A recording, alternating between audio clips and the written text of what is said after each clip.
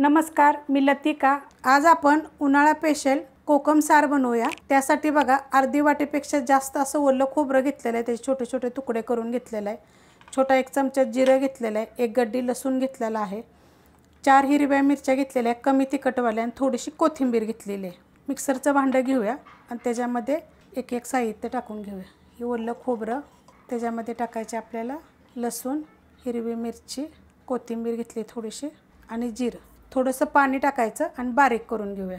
मिक्सरला बघा थोडंसं पाणी टाकून मी बारीक करून घेतलेलं आहे। आता हे काय करायचं, आपल्याला गाळून घ्यायचे, तर ह्यासाठी थोडंसं आपण पाणी टाकूया। वाडगं घेतलेलं आहे आणि एक चाळण घेतलेली आहे, त्याच्यामध्ये आपण हे टाकून घेऊया।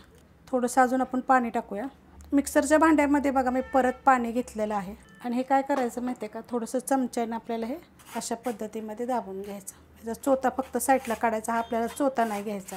ह्याच्या अगोदर पण मी एकदा कोकमचं सार टाकलेलं आहे, त्या पद्धतीनं पण करून बघा आणि अशा पद्धतीनं पण करून बघा, छान लागतं चवीला। तर काय होतं, गरमीच्या दिवसात खूप गरम होतं, तर हे चांगले आपल्याला पित्त वगैरे होत नाही, छातीमध्ये जळजळ होत नाही, जास्त उष्णता होत नाही, त्यासाठी अशा पद्धतीत करून घ्यायचं। ह्यातून बघा पूर्ण असं मी पाणी काढून घेतलेलं आहे। आता तुम्ही ह्याची चटणी करू शकता आणि ह्या चटणीमध्ये काय करायचं माहिती आहे का, आता कच्ची कैरी भेटते ना, ती टाकून थोडीशी कोथिंबीर म्हणा असं टाकून तुम्ही पुदिना म्हणा हे वापरू शकता तुम्ही। हे काय फेकून देऊ नका, चांगलं आहे हे। मी कोकम बघा पाण्यामध्ये भिजत घातलं होतं, 10 ते 12 आहेत आणि त्याचं पाणी बघा अशा पद्धतीत निघालं आहे।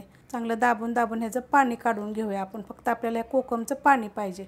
कोकम मी बघा काढून घेतलेले आहेत आणि जर तुम्हाला जर लय घाई असेल ना, लगेच करायचं असेल का नाही, तर काय करायचे, कोकम काय करायचे थोड्याशा पाण्यामध्ये गरम करायचे, म्हणजे शिजवायचे। 5 मिनटं जरी शिजवले तरी पण पाणी असं चांगलं घटगोळा निघतं बघा, किती मस्त असं पाणी निघालं। तर हे पाणी काय करायचं आपल्याला माहिती आहे का, हे जे आपण घेतलं होतं ना वाटण, त्यामध्ये टाकून घ्यायचं आणि मिक्स करून घ्यायचं।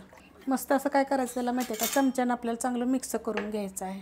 कढई गरम करत ठेवली, त्यामध्ये तेल टाकून घेऊया। तेल टाकायचे आपल्याला एक अर्धी पळी, तुमच्या आवडीप्रमाणे थोडंसं कमी जास्त जरी तेल केलं तरी चालेल आणि गरम होऊन देऊया। तेल बघा चांगलं गरम झालेलं आहे, त्याच्यामध्ये छोटा 1 चमचा टाकायची मोहरी, छोटा 1 चमचा जिरं, हिंग पावडर, त्यात टाकायच्यात लसणाच्या पाकळ्या अशा कुटून घेतलेल्या आहेत, त्यात टाकायचा आपल्याला कढीपत्ता, त्यात टाकायची आपण थोडीशी हळद।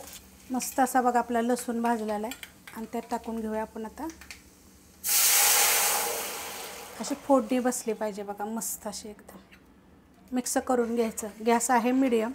त्यात काय करणार आहे माहिती आहे का, वरून टाकणार आहे थोडीशी कोथिंबीर आणि आता ह्याला काय करूया, चांगलं उकळून देऊया। मस्त बघा असं उकळलेलं आहे, थोड्या वेळ काय करायचं, उकळस्तवर ना असं वर खाली असं करायचं, छान असं उकळतं ना, असा फेस येतो बरं का, लक्षात ठेवायचं।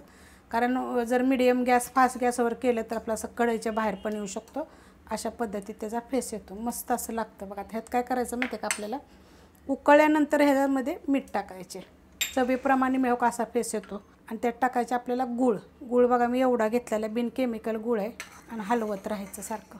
आता हे काय करायचं, आपण आत्ता टाकले ना मीठ आणि गूळ उकळल्यानंतर, आता त्याला एक 5 मिनिट मी चांगलं उकळून घेते मीडियम गॅसवर। गूळ आणि मीठ टाकल्यानंतर बघा चांगलं उकळून घेतलेलं आहे, अशा पद्धतीत उकळून घ्यायचं। ह्यात वरनं तुम्हाला पाहिजे तर थोडीशी कोथिंबीर पण टाकू शकता। मस्त असं गरम गरम आता गरमीच्या दिवसात अशा पद्धतीत तुम्ही सार करून बघा, 1 नंबर लागतो। रेसिपी आवडली तर लाईक करा, सबस्क्राईब करा, कमेंट करा आणि शेअर बी करा।